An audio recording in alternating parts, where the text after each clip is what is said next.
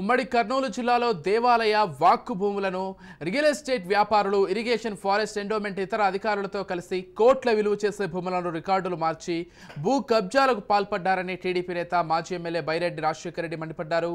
గతంలో తాను కొంతమంది రియల్ వ్యాపారుల చేతివాటం ద్వారా భూములను కొట్టేసి ఏ విధంగా వ్యాపారం చేశారో ఆధారాలతో సహా బయటపెట్టారని దీనిపై ప్రభుత్వం విచారణ ప్రారంభించిందని అన్నారు.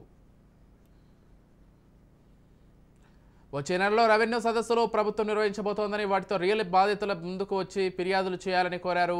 హైదరాబాద్లో హైడ్రా తరహాలో ఏపీలో కూడా ఓ కమిటీని ఏర్పాటు చేసి అక్రమంగా కబ్జాలకు పాల్పడిన వారిపై కఠిన చర్యలు తీసుకోవాలని, కబ్జాకు గురైన భూముల్లో ఇల్లు కట్టుకున్న బాధితులకు రియల్ ఎస్టేట్ వ్యాపారులే నష్టపరిహారం చెల్లించాలని బైరెడ్డి డిమాండ్ చేశారు.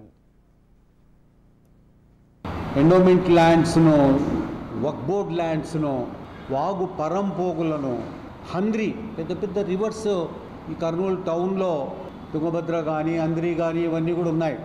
ఈ అంద్రి రివర్లోకి కూడా చొచ్చుకొని వచ్చి కొంతమంది రియల్ ఎస్టేట్ వ్యాపారం చేయడం జరిగింది. వీటన్నిటి మీద ఎంక్వైరీ కూడా జరుగుతూ ఉంది. మొన్ననే ఎంపీ గారు, నంద్యాల ఎంపీ గారు వెళ్ళి అక్కడ ఉన్నటువంటి జగన్నాథ గట్టు దగ్గరలో ఉన్నటువంటి ప్రాంతాల్లో 79 ఎకరాలు కొట్టేశారు.